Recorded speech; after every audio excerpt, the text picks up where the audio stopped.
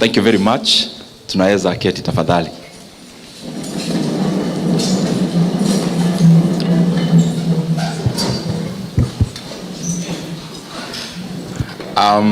Our senior pastor, Reverend Kimathi, and all the other clergy who are here this morning for CBF. Our main guest, Dr. Wale, my brother, our MP for Nyeri Town, Mheshimiwa DMM, and of course Mrs. Maina, the organizers of this very well-organized event, led by my brother Ken Kiora, and all the other organizers who some I have met, actually in my office earlier, and all the participants of this forum, this breakfast, and this two-day conference. Good morning. Habari yenu? Muriyega? Asante sana. I am very pleased to come here this morning, and especially as a businessman, more than a politician, because we are here to share about business, entrepreneurship, creating value. I am sure there are other forums for the other hat that I wear in terms of politics. And I am at home completely, because I keep saying that anytime I am reading or interacting in any issue around investments, about business, about entrepreneurship, I feel like I am in holiday. So this morning I have come for holiday here in Nyeri, because talking about money is not something very bad. It is something good. And I want to laud the church, CITAM, for giving us this opportunity as business people, because it is one of the avenues God can bless many of us as Christians. And you know, many of us from Mashinani who were brought up in the village, in a Spartan life, conservative life. I'm an Anglican. To some extent, we may think that talking about money is going off.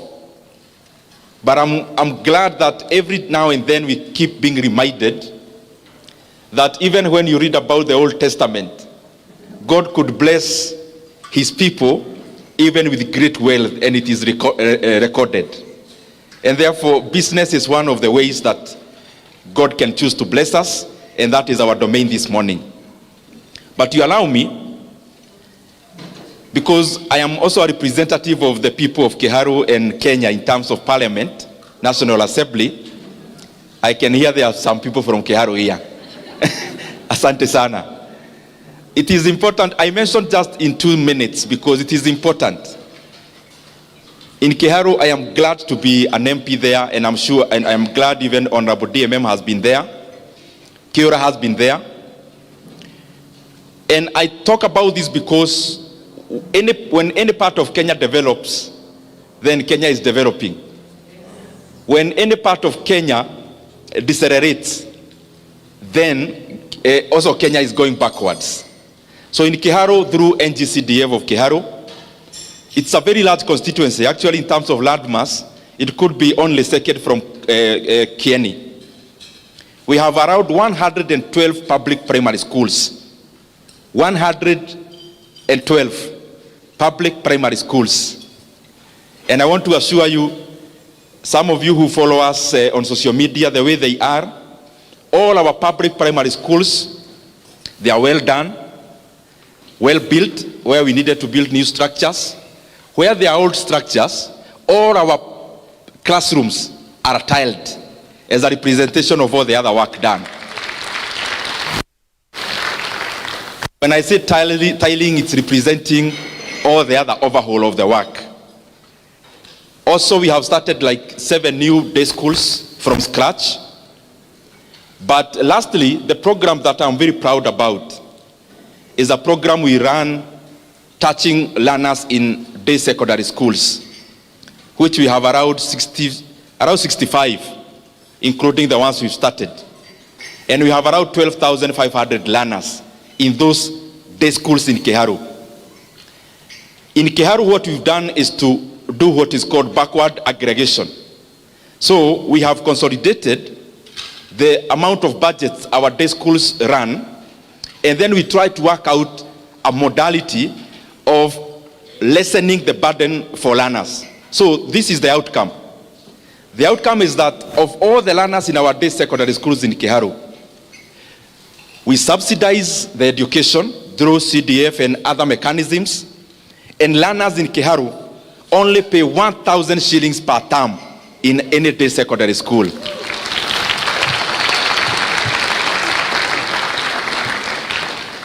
And where there is remedial teaching, because we would also encourage that, we don't actually permit in excess of 1,000 in the schools where there is remedial.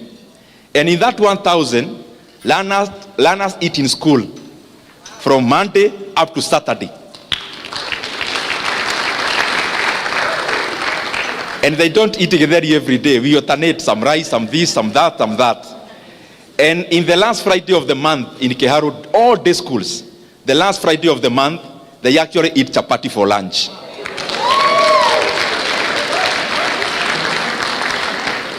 Including last Friday, which was the last Friday of the month. We do this because we know the primacy of education in shaping society from the household level going upwards. We have also invested over 20 million shillings in buying of revision books for those day schools. We are building laboratories. We are building halls in terms of deepening knowledge and education. I have mentioned that because it is important. It is important because this year alone, because we have 2 sub-counties in Kiharu, it's large. We have over 2,000 students who have come from other areas in Kenya to live with their relatives so that they school in our day schools. And I'm very proud about that. Because we don't ask for ID ya mzazi. Ati tuonyeshe mzazi ni wa hapa, anapiga kura hapa. Once you join our day secondary school, what you are looking for is knowledge. You'll become a voter later. Our business now is education, not about where the parent votes. Let me come back now to the meeting.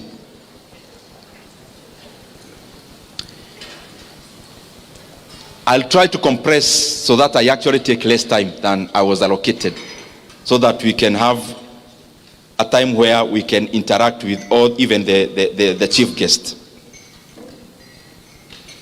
We are here as business people. We are here as entrepreneurs. We are here as investors. But sometimes do you quip to ask yourself, what is the difference? What are you? Because there must be a reason why in the dictionary there is a different word for being a businessman, for being an entrepreneur, for being an investor. Because if it meant the same, then it will be one word or one definition. So this morning, we need to trace ourselves so that we find whether we are in the right locus. But then we know that Nyoro is a politician. Why was he invited? In brief, I actually started business earlier than politics. Because in class 6, I had my first kiosk, class 6. And I'm not telling you those stories of I started a big farm with an apple or no.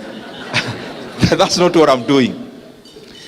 Out of necessity, from a mud house, from a father who was living in Kiadutu slums in Thika, and a peasant farmer mother, and in a family where the only person who had a car was my uncle, maternal actually. After studying my uncle's life, I actually saw that he never progressed with education so much. So I thought I can take a shortcut like my uncle. Hakuna haja ya kujichosha na masomo. He was driving a KUI. he had never been to high school. So I started my first kiosk, and I could go buy some shopping hapo nyumbani kwetu kwa fence, nikakata nikaeka ka kiosk asanti. But of course in class 6, when you have 200 bob in your pocket, there is nothing a mathematics teacher can tell you. So because I could not listen very keenly, my education ikaanza kwenda chini, ama grades. And my godmother mwenye alinisimamia nikipatizwa was my teacher and my village mate called Mrs. Karanja. So at the time wakati my father came from Kiadutu, he used to come over weekends. Kamwambia, your son is good, lakini masomo inaleta shida kwa sababu ya duka. So my father forced me to liquidate, but he was kind enough to actually pay me for the entire stock, which was just around 600 shillings. Then I progressed, nikamaliza hapo. Nikaenda Kiabugi Secondary School, it's just neighboring our place. And I'm saying this because it was more out of necessity. From my first year hapo, Form 1, nikaanza kuwa cobra wa kushona viatu. And those who are there can attest. These are not stories where we only give as politicians. This is real stories. So I started mending shoes, progressed later into running school kiosk. School kiosk was being run by clubs, drama club, science club, officials. So I made sure I vied to be an official in almost all the clubs, so that I ran the canteen uninterrupted, so that we could buy some bread for the club, and of course some for ourselves to get the profit, and then to make the ends meet. Later on in my third year, my Form 3, Form 4, my elder sister had a mutumba in Thika. Maybe that's where I got the courage ya kuongea mbele ya watu sana. Because in my over holiday I used to go to Thika, pahali inaitwa Mukereti, wenye mnajua Thika. Saa hii kumejengwa manyumba mrefu, but before it was a market. So I used to sell mutuba there. Kumi ni baobao, bei ni ya kufunga. Nguo za watoto especially I used to sell. University, when I was joining KU, I had 2 goals.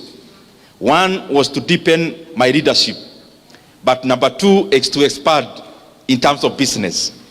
So when I joined KU, my first year, first help, I paid for my school fees for the whole year for KU. But the second semester help in the same first year, I, number 1, started a kiosk. Those who are from KU, you know KM. I started a hotel there, and I called it Vatican Cave.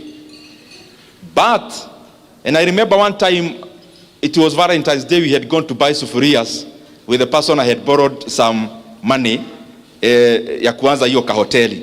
That guy is called Wamwere, now he's in the UK. And we had gone to buy sufurias in Gekoba for that hotel of mine. Then Wamwere told me I have a girlfriend, alikuwa nauza phone accessories along Rudhuri Avenue. Since gari za KU ziko tu hapo karibu, matatu, tukaenda tukisalimia girlfriend ya Wamwere.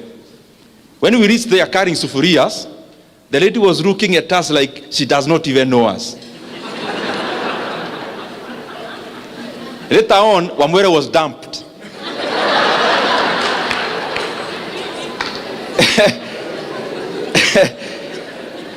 This was the main reason. Kwa council ya wazee, this was the main reason. Number 1, we didn't know it was Valentine's Day. So he ought to have gone to see the girlfriend in a different manner. But number 2, Wamwere had already told the girlfriend that he's doing a degree KU ya teaching na some economics uko katikati. So the lady was wondering, hii ni B.Ed gani na economics gani watu wananunua sufuria? Kwani ni home science? So of course we started that business na tukafanya hapo. The classmates used to come eat. After eating they tell me tuonane class. And they know I used to skip a lot of classes because of that hotel. So out of my classmates, who are here, I'll tell the chief if he's around, you made my hotel collapse. Then the same year, because I was determined, nikitoka mashinani, mi naenda, first of all to polish my leadership, but also to look for money. Yo ikaanguka hoteli. The same semester, I decided to vie as a student leader in my first year, as Congress person in the School of Humanities in KU then. So I vied, lost by 4 votes. Then, I was wondering, I think nitaacha hii kiberebere. Because hoteli imeanguka, ndio hii politics ya hapo shule ni kama nimeanguka pia. There is something that happened in my second semester in KU.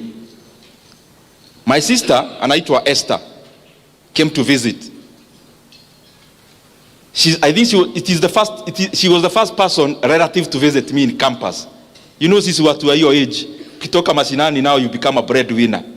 Sio kupiga simu utumiwe pesa, ni wewe utume help. So my sister came to visit, elder sister. I was so broke. I had started a hotel through my help and some borrowing from Wamwele, it had collapsed.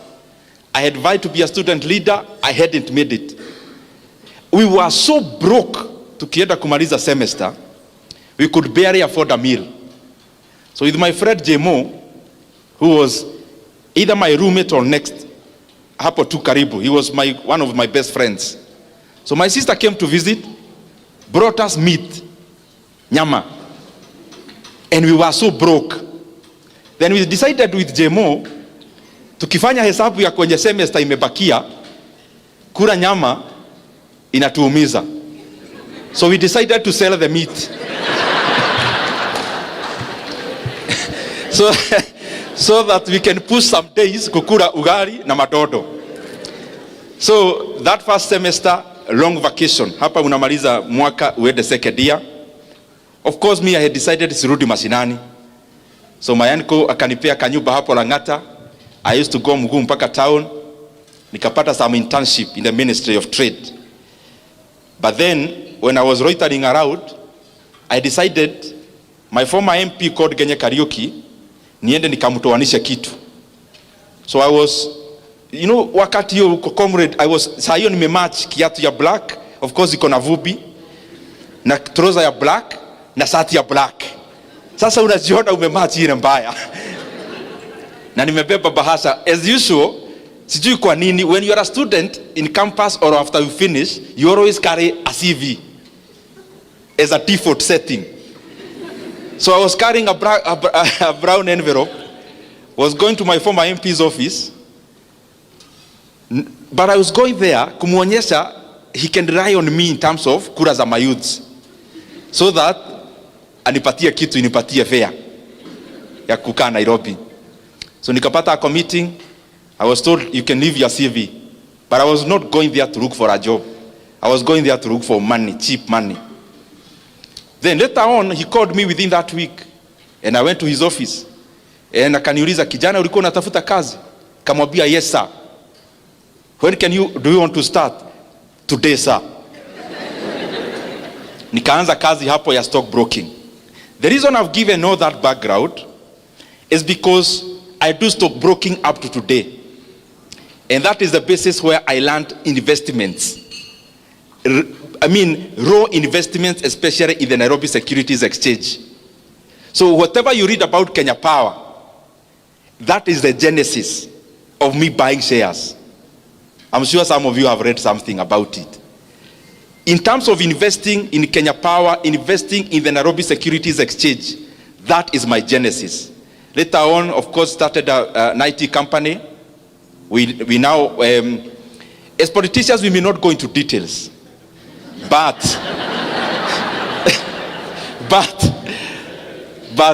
I do business in IT, in financial services, majorly IT and financial services. Hiyo I think was ibaki hapo. So business, you are a businessman. What's the distinction between a businessman and an entrepreneur? A businessman seeks to expand the business they are doing.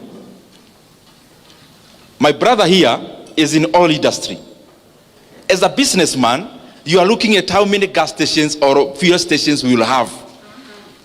An entrepreneur becomes more innovative and branches further from just deepening the business they are doing in terms of extracting more from it into being creative and innovative to venture into other sectors. So you could actually pass and say, a businessman seeks to expand whatever they know. An entrepreneur now goes further, even beyond what they know. Na mimi nikiangalia hapa naona nyinyi ni watu werevu. So sitafafanua vitu sana. Nikipitia hivyo najua mnashika maneno. An investor is what I'll talk about later because it's an area that I really enjoy. But the difference between this business person and an entrepreneur and this investor, what's the difference? In most cases, an investor will do, or the money for the investor will fetch them money passively. Is where you don't wake up in the morning to go check how your shop is doing. That's somebody else's business. You've put in your money there, it's doing something for you. That is the bare, using superlatives, that is the top line definition. I want to talk about just a few basics because I've started many businesses also. Just some basics we may note here, and especially those who said they are huge business people. I saw your hearts. You said you are doing very well in business, but for now, it is in the mind. Just for now, it is in the mind. One of the basic, I have seen it is important. As you start a business, you don't start a business because the other person started. You start a business because there is a gap. Gap may be in terms of demand. Gap may be in terms of geography. It could be the same product, it is somewhere else, but it's not yet in a geographical area that you are seeking to establish. That could also be a gap. Value creation. You can make money faster through creating value than through extraction. Many times you want to do business to extract money from people's pockets. And that is why you realize, and especially in a church setup, when you do business, you want people to sympathize with you because you go to the same church to buy you a product for that reason. That is not a reason enough. Just because I know you and you are my relative, you ought to create value. It is me who should be looking for your product. You shouldn't overconvince me simply by appealing to the soft side of how we know each other. That means there are some victims here. The other thing, bookkeeping. These things, they sound very banal. They sound easy. Bookkeeping. There is a story I keep giving all the time, and I'll give it. There is a time, me and my siblings, tukaenda nyumbani. Of course, we have a cow like all of you in Mashinani, or we had. So my mother anatembea Nairobi, siwezi lala hapa, nani atakamua ng'ombe? All the time anaumwa na mgongo, nini? Ng'ombe. So siku moja tukaenda, kamwambia madheka hapa chini, kuja na kalamu. Hebu tuone hii ukulima yako inakufikisha wapi? Unapeleka kwa dairy how many liters? These liters. Okay. Ukiendea, unapeleka dairy, then unaendea chakula ya ng'ombe kwa dairy. Hata hiyo arrangement iko hapa Nyeri. So you are given the net after wametoa chakula. Hiyo net unalipa mfanyikazi mwenye alikusaidia siku 2-3. Na unalipa pahali umekoboa you have leased some land for napier grass. After we did the math, we realized, I'm using that as a businessman. This is a businessman, a farmer, you can say now, in agro processing or something like that, to sound sophisticated. Now, After kufanya hesabu, we realized the M-Pesa we sent home to the mother, to my mother, we don't send her money. We said what? We said the cow. Only that we use her phone. Because after doing that month, it taught me one thing that we all do, especially owners of small businesses. We never track our progress. So we never know whether we are mark timing or we are making progress. And the best way to do that is to use data. Data could be in terms of number of customers served, in terms of bottom line. Me, I like looking at bottom line. After all is said and done, it is not if you are a person doing oil, your business is not to fuel other people's cars. Your business is to make money. In economics class, we say, it is not out of the benevolence of the baker that we enjoy our daily bread. It is out of their selfish interest to make money that we get Ken Blessed coming to our local shopping center every day. And in the economic interaction, selfishness is what bites the economy. You buy a matatu there seeking to make money, and me, I open a hardware seeking to make money. That interaction of the market is what creates the economy. So as you start your small business early enough, track progress so that you actually know whether you are overstaying in a redundant area for too long. Market. Many times we are limited by what we know in the mind hapa. But do you know now with internet, there is a lot you can do. You look at market, whatever product you come up with, and please, especially those whose businesses are in the mind, polish your idea slightly further. Don't just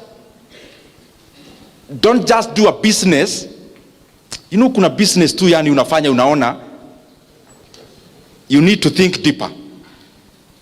Especially those who have not yet risked or staked their money. Use more time to think than start. So that you first of all think about the market. The market may not be limited to where you already know and can see with your eyes. Study. I'm not saying you hire professionals to do that. Do basic, even with the internet. Those who are already doing business and you have some capital, focus on there is something I keep thinking about, and I also do. Look for businesses whose barrier of entry is high, almost blocked. The highest margins are in businesses that have got high barrier of entry. Barrier of entry may be in terms of knowledge. Barrier of entry may be in terms of capital. For example, if you had 2 billion shillings in Kenya now today, and you are talking about building a real estate in terms of flats, me, I wouldn't, because everyone can do that. For example, if you look at banking in Kenya, yes, the core capital was increased. It has been 1 billion shillings. But do you know there are so many Kenyans with that kind of money? That is already a niche where the barrier of entry is too high. So even if there are like 40 banks, they operate like oligopolies. And that is why you realize in Kenya, unless it is totally run down, few banks make losses. I'm just making that as a CASA. Look for a business with a higher barrier of entry so that you can enjoy longer margins or bigger margins. This is the other thing I want us to really interrogate.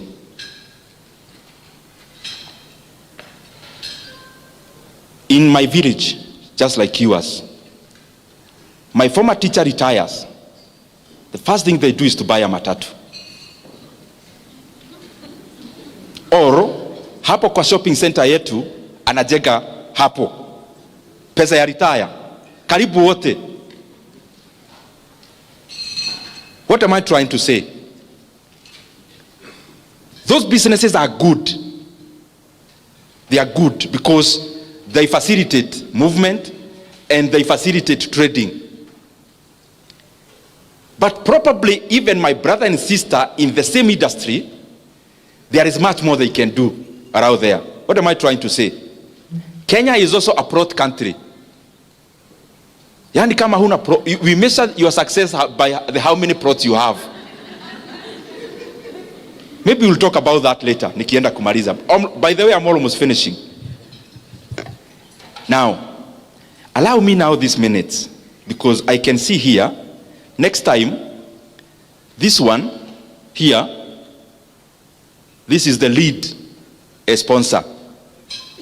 We would want in the next few years to come, the owner of this lead sponsor will be from this hall.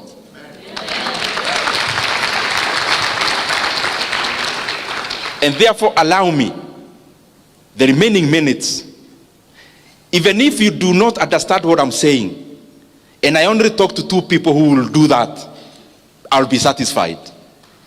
So if you do not understand the things I'll be saying, uniwie radhi.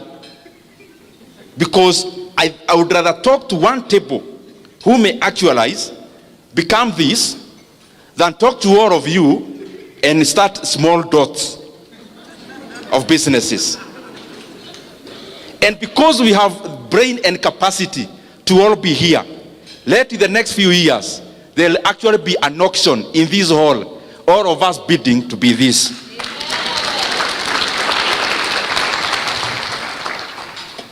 I'm talking about how we must fashion ourselves in this hall to move from being net worth of 500,000, net worth of a millionaire, and because all wealth is granted by God, that we also break that ceiling. Those figures we hear of billionaires, we also aim. And number 1, moving from that comfort, I'm trying that we move from that comfort of being a dealer for Oilibia or for Total, to being the Total yourself. That's what I'm trying to say.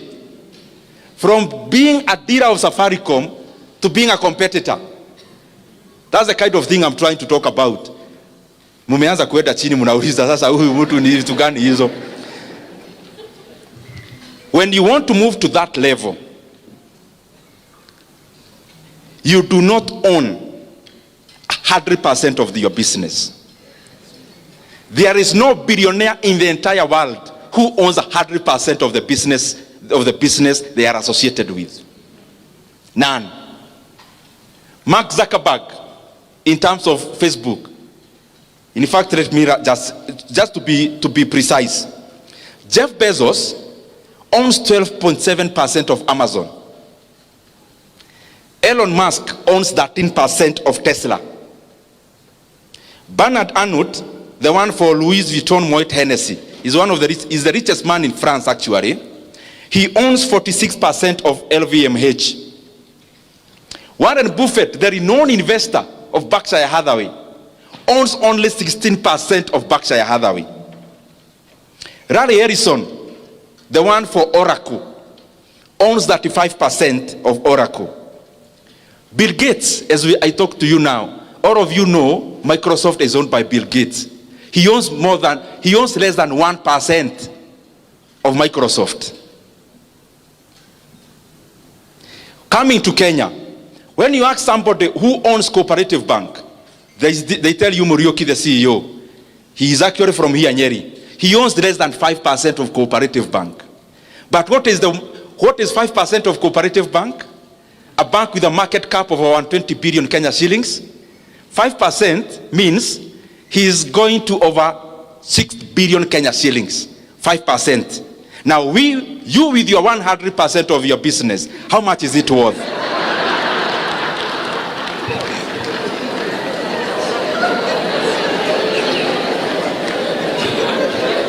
There is a friend of mine who is also my mentor. Can you tell me by a show of hand who owns Equity Bank? By a raise of hand, tafadhali. I'll pay something for that. Naona wakikuyu ni wengi hapa mkono. Who owns Equity Bank? Monga. Very good. He is also a good friend of mine. So hata nikimkute hapa, he will not be offended. Somebody else who owns Equity Bank? Yes? Mwangi. Can you start? Sitakuita hapa. Najua public speaking, you can't ambush somebody. Who owns Equity Bank? Please rise up, my sister. Who owns Equity Bank? Monga. You said Peter Monga. Now listen, my brothers and sisters. Mwangi, the CEO of Equity Bank, owns 5% of Equity Bank. And all of you told me he is actually the owner of Equity Bank. If you look at the financial statements of Equity Bank, you realize the top shareholders of Equity Bank are not Kenyan. They are fads, including Norwegian fad.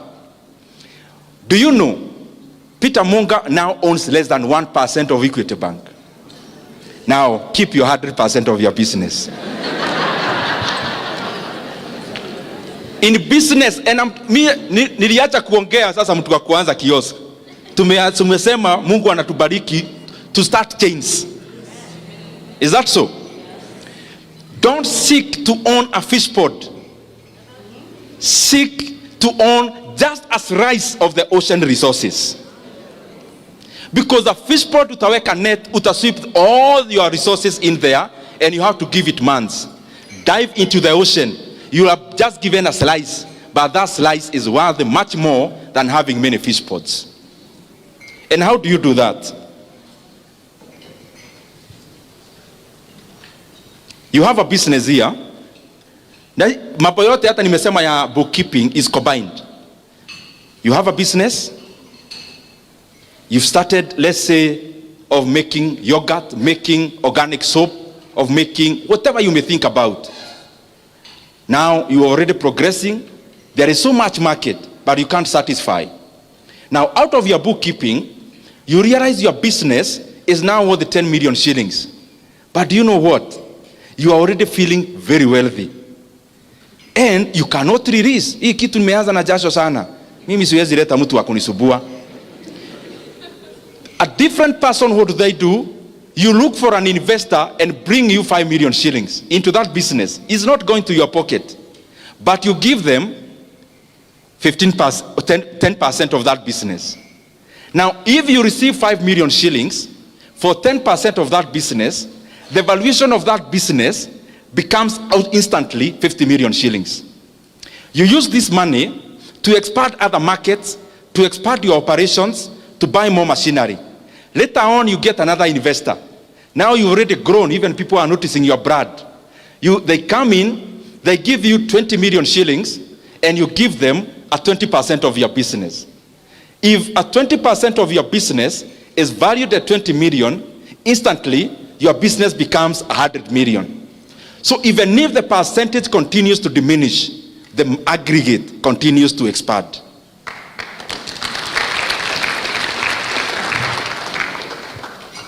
Now, umepata kazi juzi, bank. You are now doing business very well as a contractor or anything else. Your first money, what do? Buy a plot. Then after buying a plot, build flats.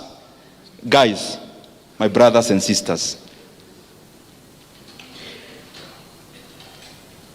big companies like the one I quoted, including Equity Bank, including their own headquarters, is leased. They don't own. So you want to tell me, in your mind you have more CFAs, you have more actuaries, you have more financial advisors than Equity Bank?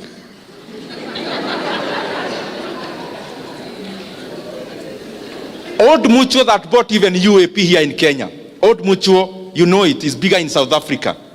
Old Mutual, I saw in the Business Daily this week, they have put up for sale all their real estate assets in the entire East Africa. Wanasema, please come and buy. Hatutaki. Do you know, including that landmark tall building in Nairobi? Ile Christmas wanawekaga vitu hivi mataa mingi tunaona huko. Hata hiyo wanauza. You can go buy. Maybe it's around 5 billion. Now, this is a company that is already divesting from real estate. And I am saying that with all due respect with my brothers who are in that business. I'm now talking to the buyer, not the seller. Other than the house that you live in, and other than the farm that you need, what is this plot you have in Kitegera, and the other one in Kamuru, and the other one in Kigajo, and the other one in Narumoro. Ni ya nini? Ni ya kufanya nini?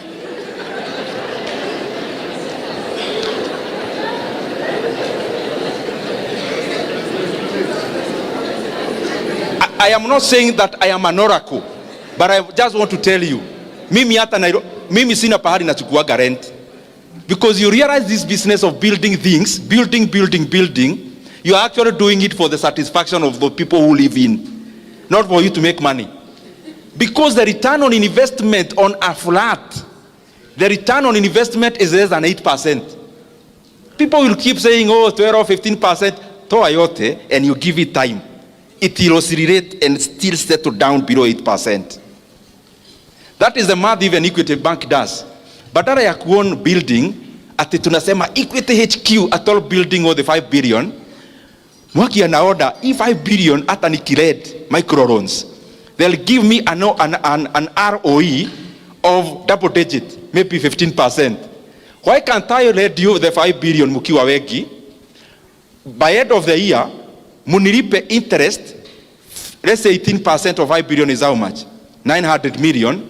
Why can't I give you, munilipe 900 million per year, then nilipe rent 400 million, then 500 million in faida. Let me ask you, when you build a house anywhere, including anywhere in Nyeri, your utility as an investor of that house is only the money you get, because you have no utility of living there. So your math must be very direct. Musianza hizo vitu kuwa sensational, owning a flat, nini. Let's be practical. You have 8 flats, manyumba mrefu hivi. Do you live there? So why did you build? To make money, is it? Is that the most optimal manner of putting your money? That should be your only consideration. Now, usileta emotions.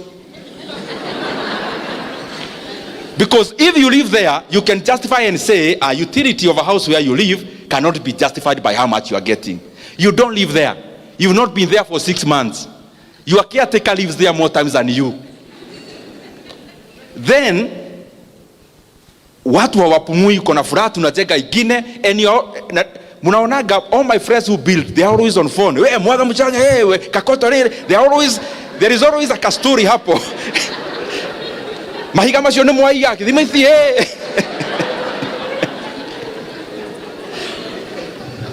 Even if you want to own that flat, why can't you invest where you are getting double digit? After getting that double digit, wait for your brother angangane na simiti kuibiwa, angangane na nini.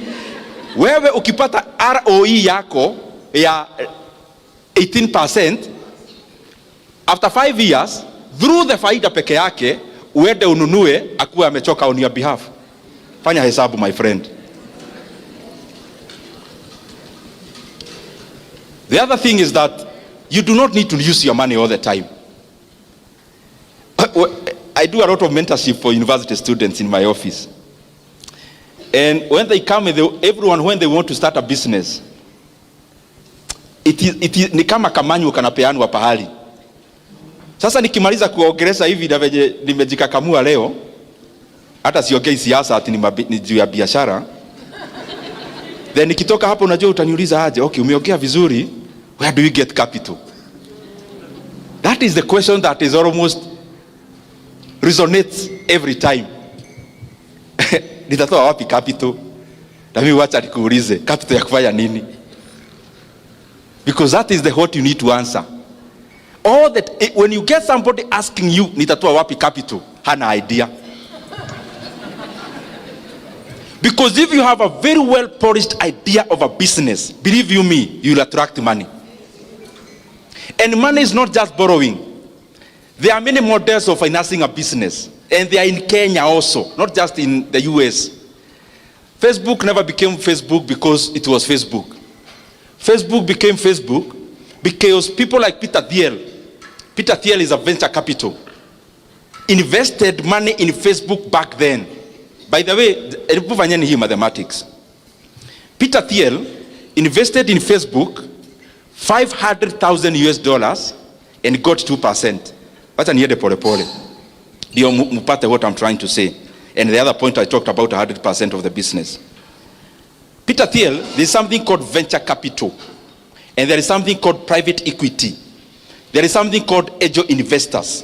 What do these people do? They come, uko na idea poa, which can be commercialized. They give you money to start, but other than being alone, you seed a stake in your company. You seed a stake. Stake means a shareholding. So you seed. Once you seed, so biashara ikianguka, you don't owe that guy anything. But if the business does well, they are part of that business. So Peter Thiel invested $500,000, got 2%.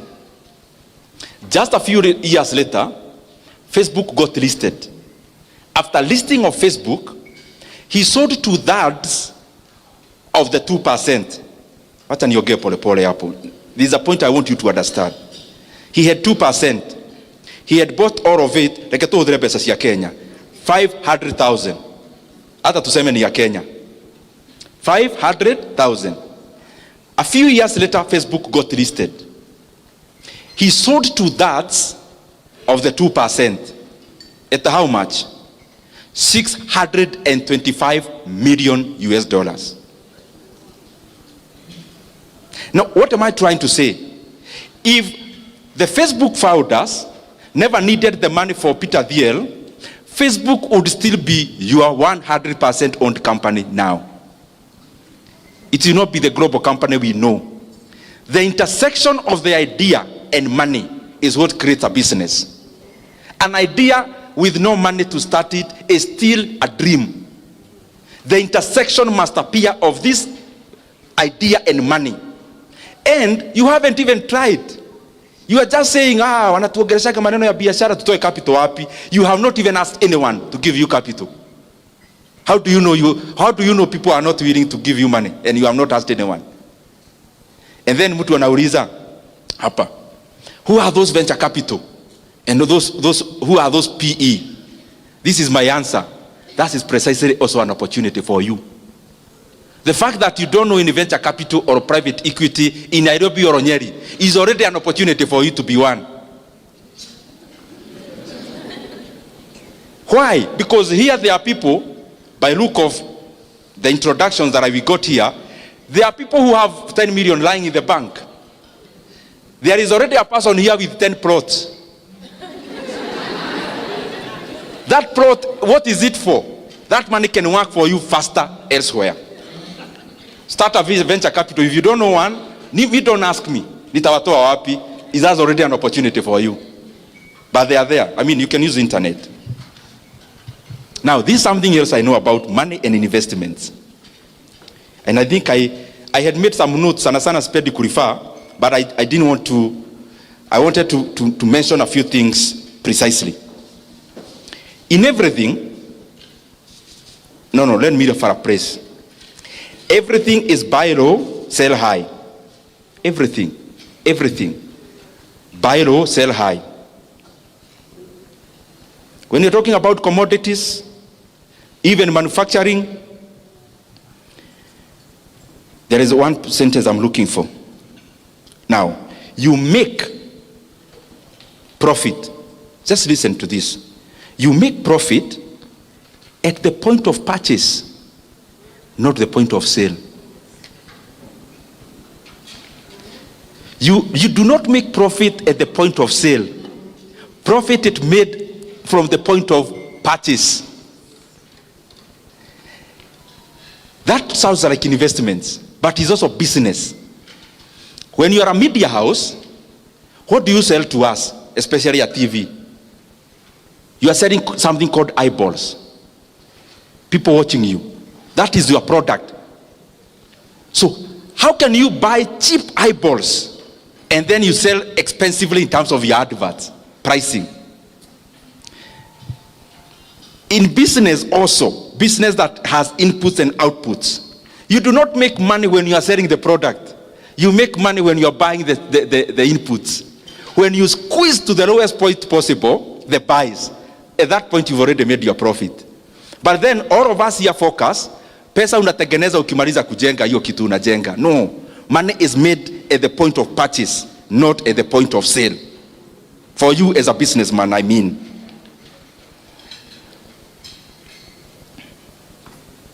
Then, I hope by now we already know, kuweka pesa kwa bank, hizo vitu zote, they are not for people in this hall. By now we already know that. Kiora, if I found you with 5 million shillings in your bank account, I'll tell your wife.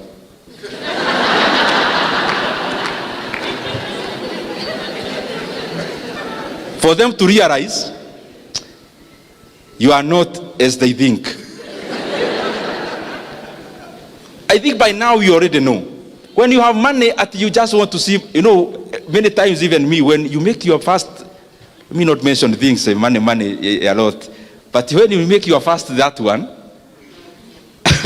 unaenda bank, unaitisha statement. Ndio uone hapo chini imeandikwa nini, na pia kashia unamwambia hebu nisomea vizuri hapo chini. So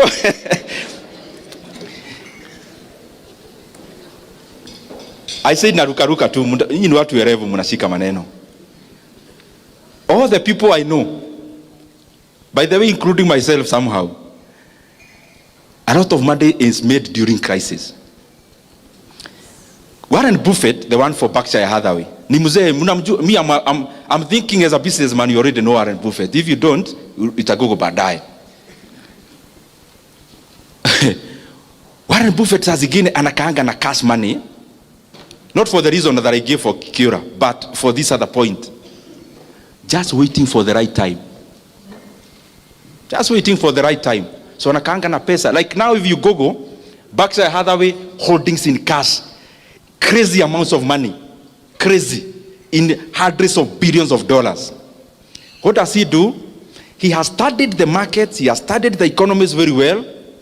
Like in the year 2002-08 financial crisis, his work was to deploy cash. Why are you deploying cash? There was a crisis, financial crisis in the entire world. So what was happening? Companies were collapsing. So Warren Buffett, he was happy. Companies were begging him to buy them at any price. So he bought up a company like Bank of America.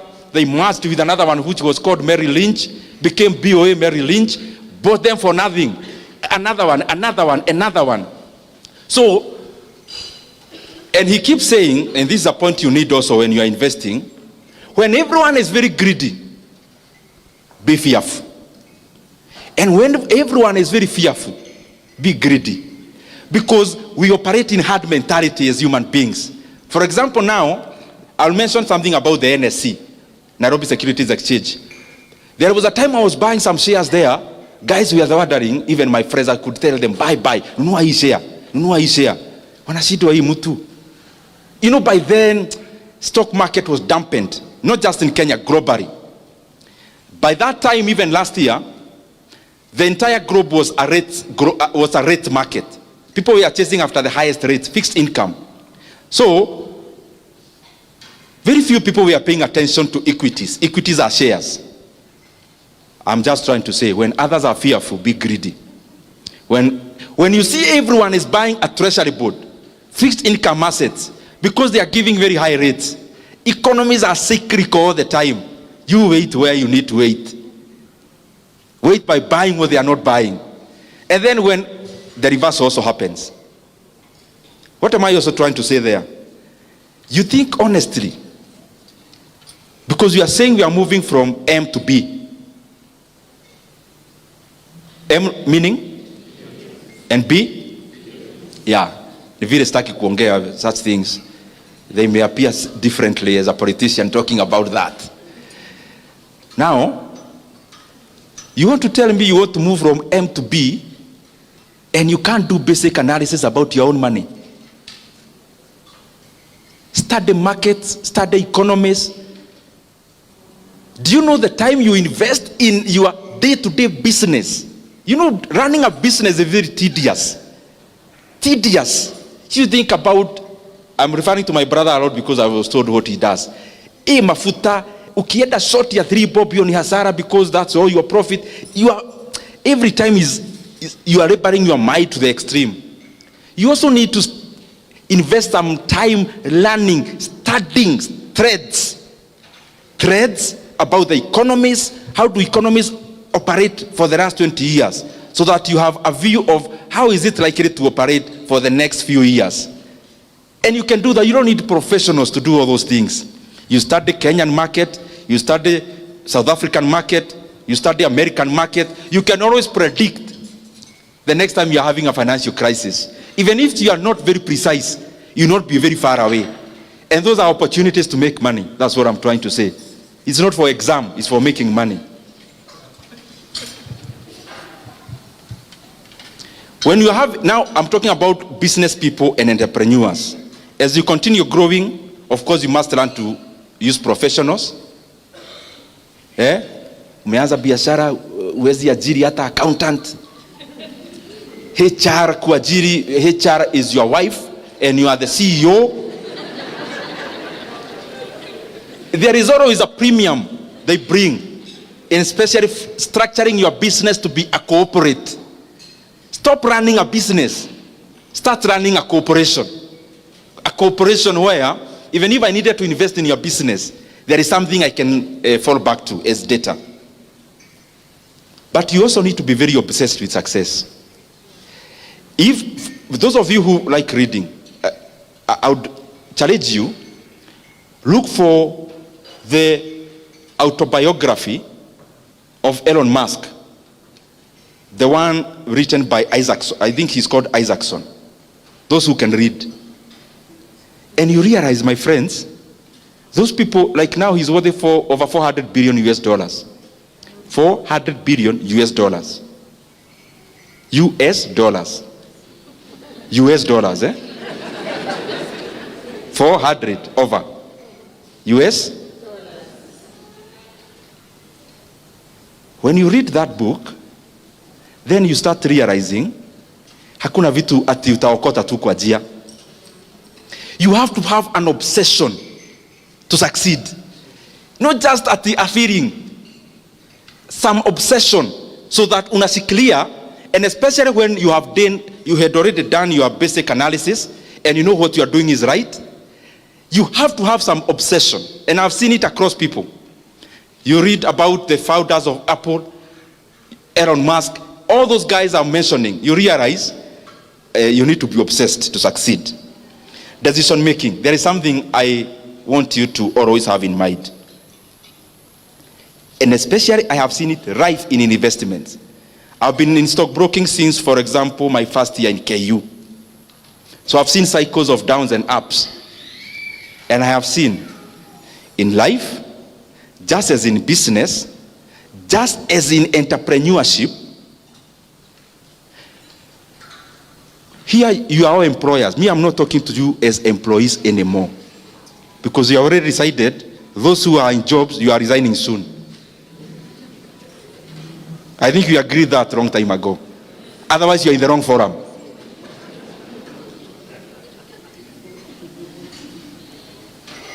You need to make,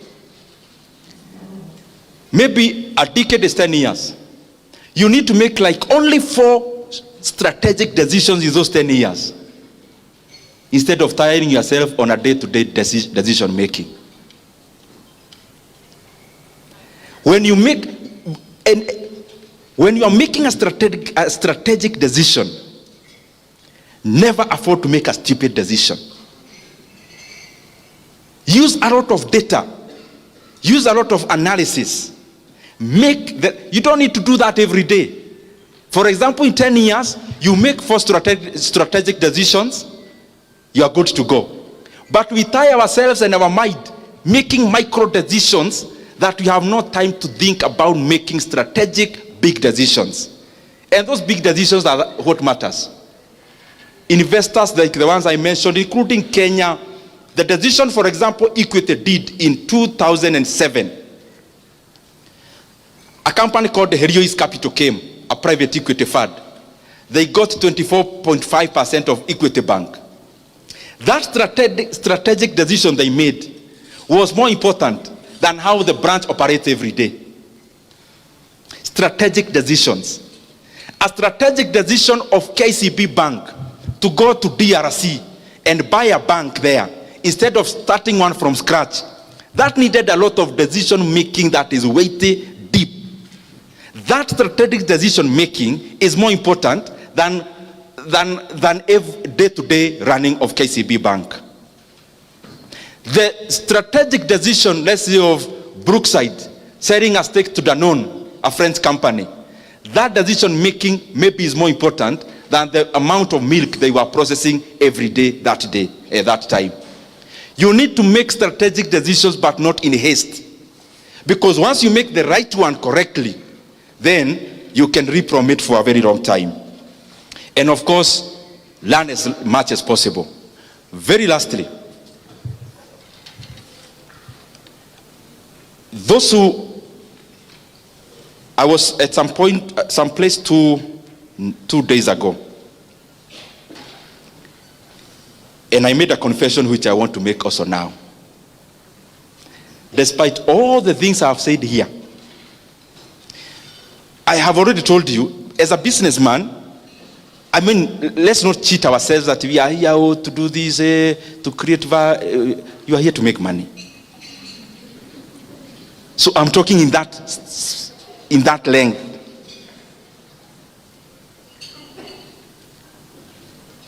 You know, when you're marketing a house, oh, I want to make good living abodes for other people. You're there to make money, my friend.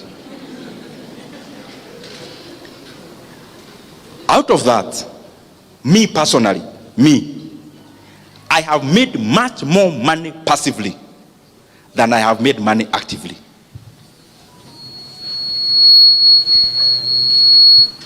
And I'll give you one because it is public information which you have read. I see on Twitter, stima ikipotea munaanza maneno. Me, I have never even been to Kenya Power offices because I'm just a passive investor. Passive. I have never been there for the last I don't know how long. The last time I was there was in my capacity as an MP ya kufuata stima, in my first term. But this year, last year, this year of Kenya Power, you can Google at your own time, was trading. Last year, at a time like today, was below 2 shillings. 2 shillings. 2. Meaning, if you bought shares then, if you bought 1 million shares then, you would have spent how much? 2 million shillings.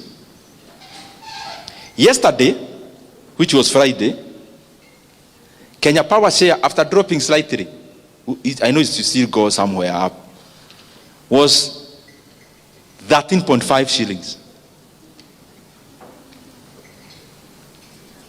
13 point? So how much is that? Your 2 million is how much?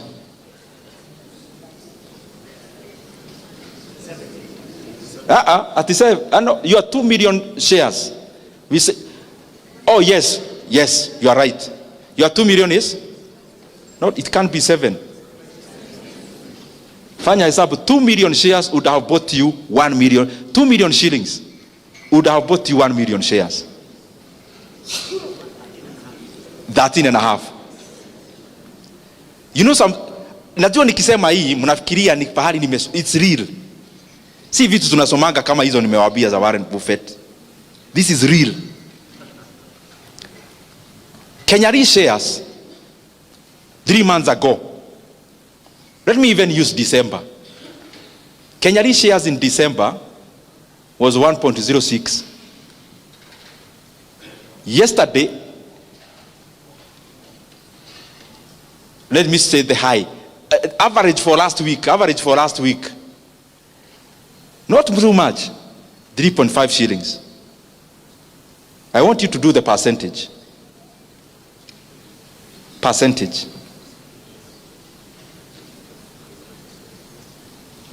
Kenyan shares, a year ago, a time like this, it was cheaper to buy one Kenyan share than it was to buy Peremende. It was maybe 3 point something shillings. As of yesterday, 9.7. It doesn't happen all the time. I'm not telling you at the Monday you go buy those shares. No. I am saying this. Some time back, I sat down, downloaded the financial accounts of Kenya Power, read, and I realized, ni mimi tunajua hii mambo ama ni nini? Because I saw a gold mine. I am going back to what I told you. You never move from M to B at the evil. You have to also spend some time. I mean, if, for example, working for a whole year, for a whole month, in that institution, you earn 100,000 or 50,000 per month. If you earn 50,000 to work for a whole month, then it means to move from that M to B. It also calls you to also engage your mind into running and data analysis. It's not so complex anyway. So I started and I saw a company had over 150 billion in sales. That is revenue. Assets were like 320 billion that time. The valuation of that company was just 3 billion in the market. Then I decided I am not consulting anyone. I am buying vile tunasemanga hapa kwetu takeri. Yeah. Yani hutaki kufikiria, mimi hapa nimeona iko kitu na sitaki kujua, mimi nanunua. Last year, I scrutinized Kenya Re books. I realized the company is valued, by that time, was valued by the market at only at 6 billion shillings. The entire company. Because when you're buying shares, me, I don't advocate for trading. I advocate for investing. Invest like you're investing in a company, not trading shares, no. So I see a company worth 6 billion, but they had declared profit that year of 5 billion net profit. Can you just imagine? Ile story tulikuwa tunasema ya Proti. Proti will take you 10 years to recover your money. That's what they say, 10 to 15. Now here there is a company which was worth 6 billion, but net profit for 1 year was 5 billion. Then I scrutinized further. I saw their cash and cash equivalent. These things are online. You can actually check. And that you don't need to be an accountant. I'm not one. I read and saw their cash and cash equivalent by then was 35 billion shillings. Do you know what that means? And then I read further, they have no loan. Hi. Then it meant to me, I can buy this company at 6 billion. If it becomes mine, the cash and cash equivalent alone, I get the 6 billion and pay the people who gave me. The whole money, the 30 billion remains free money. Anniversary Towers, which is owned by them, becomes my building. Maybe I'll have the top 3 floors as my office. Reinsurance Plaza becomes my building. And then I started there in 83 markets. I never needed anyone to tell me anything. I saw an opportunity there. So what am I trying to tell you? There are many opportunities you can make money passively. They don't happen all the time.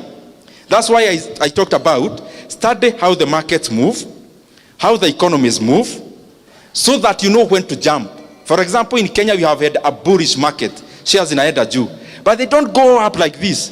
They go EV. So it's your work now. Go check the companies of your interest. Study. You'll see a lot of opportunities. Let me use 2 brands you know. KCB Bank, for example. KCB Bank is valued by the market at around 170 billion shillings. The valuation of the entire KCB. Last year, they made a profit of 60 billion. So if you bought KCB at your bank, it will take you 2.5 years to recover all your money using only net profits. Equity Bank, for example, also. Equity Bank is valued by the market at around 211 billion shillings. But their first half year up to 30th June, was 31 billion shillings. So they will likely make 62 billion 1 year profit. So it will take you, if you bought the entire company, less than 4 years. Proti Narumoro, Proti Kamuru, Proti wapi, hiyo Proti alafu unapigiwa simu, muduraita maiga haha. I mean, then you have a home in hapa Nyeri, another one in Nairobi. Now, because you have money, you also want a home in Mombasa to be sleeping there over Christmas. And then the entire year you have a caretaker maintaining that plot for you. Thank you very much. May God bless you. Nimemaliza.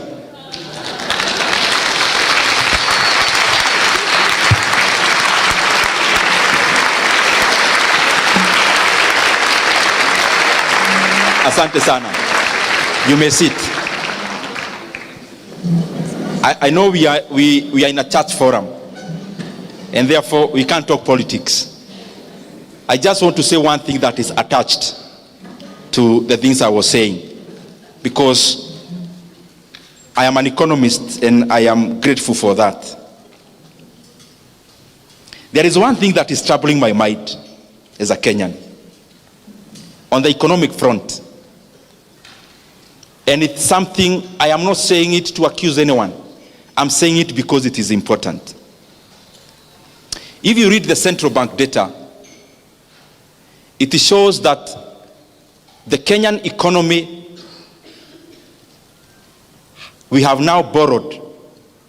Our national debt is now over 12.1 trillion Kenya shillings.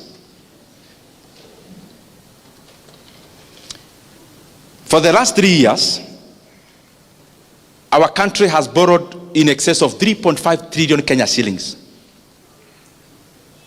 So I would want to request all of us as the leadership, and especially those who have the opportunity to make decisions in the executive. Let us serve our country with dedication. And let us not seek to give good narratives out there when the Kenyan economy is actually being teared down or torn down. We have borrowed over 3.5 trillion Kenya shillings in 3 years. President Kibaki borrowed 1.2 trillion in the entire 10 years he was president. And therefore we have borrowed 3 times in 3 years. We have borrowed 3 times what Kibaki borrowed in 10 years. That's the money Kenya has borrowed in the last 3 years alone. 3 times what Kibaki borrowed in 10 years. And in that money, I have not included other debts that Kenya has now become clever to borrow in the name of something called securitization. I have not mentioned even that. It therefore means the economy of Kenya is borrowing 100 billion every month. And every single day, when the lights go off, every day, every single day, Kenya is borrowing 3.4 billion every day. That we are borrowing in a minute. You can do the calculations and see. In an hour, maybe we are borrowing around 137 every 1 hour. I'm saying this because we are now headed to the elections. And what governments do, they focus more on re-election, and we forget that we have a country to lead after the elections. And what that means is that every time we are nearing elections, we start having something called fiscal expansion. Because maybe there is nothing much to be seen for the past year, then in basically 1 year, we want everything to be seen. And therefore, what do? We become reckless in borrowing. Kenya is there now. That now our debt is 12 trillion Kenya shillings. I want to request that we do not have to put our country in that kind of pedestal in terms of borrowing. Kenya has always had development for the many years, but we never had to borrow that much. President Kibaki did a lot of development. He borrowed only 1.2 trillion for 10 years. Where is the 1.2 trillion we are borrowing every year going? To make the matter worse, anything you see with your mouth, with your eyes, sorry for that. Maybe the mouth is what is also being used somewhere. So I shouldn't say sorry. Let me paraphrase that. Everything you see with your eyes happening in Kenya now, in terms of development, what you can see, for example, the expansion of this Keno Marwa Road, is not even part of the 12 trillion borrowed. Is another loan on the side called fuel levy securitization. Everything else you see in Kenya in terms of development, like even the Talanta Stadium, is also not part of the 12 trillion debt. That is another debt, securitization of the sports fund, where we borrowed 46 billion and we'll be paying 100 billion in interest rate alone after 15 years. Even the expansion of Nairobi-Nakuru Road is also not part of the 12 trillion we have borrowed. That is NSSF money being used as a PPP to build that road. I request those who are in government, you have already borrowed 1.2 trillion every year. And even what we can see with our eyes is actually not part of that borrowing. Please, kueni na huruma ya nchi ya Kenya. Even as we preside over the affairs of our country, let us be, tujue kwa akili zetu ya kwamba there is Kenya after elections. Let us not run our country in terms of overheating it. We must avoid to become like Sri Lanka. We must avoid to become like Ghana. We must avoid to become like Ethiopia. We must avoid to become like Zambia in the recent years. Because Kenya is a strong country with internal resources. This issue of profligate borrowing must come to an end if we really care about this country. Asanteni sana, Mungu awabariki.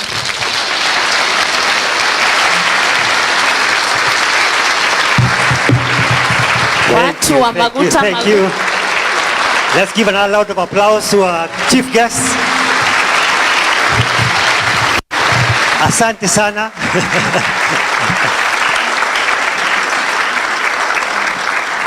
I'll kindly request Bwana Mheshimiwa to come back. Did Nyoro come back on stage here? I would like to present you something. And you'll also let me put your heart to rest to tell you that I'm one of those people who stopped that oil business. I'm no longer peddling that one. I did my mathematics and it came not equal to. Nikaachana nayo. But thank you for your support, Mheshimiwa. Let me invite Carol to come and present, to come with a gift, and then I'll call on Reverend Jacob and Kira. Please come.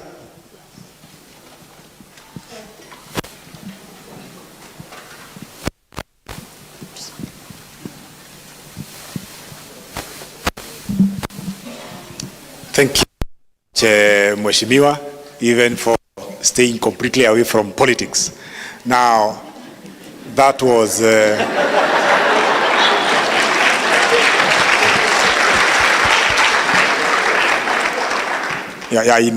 Sitam we don't do politics in church. We allow people to form their opinions, and thank you for highly respecting that. Kumbe ulikuwa utufunze na ututukane. You know, sometimes when you are told the truth, it ouches you, and there is that ouching moment. Thank you so much. That was mind-opening, and that was great. They should have come up with a bigger word than great, but because they didn't, let me just say that was not great, it was greater than great. Thank you so much.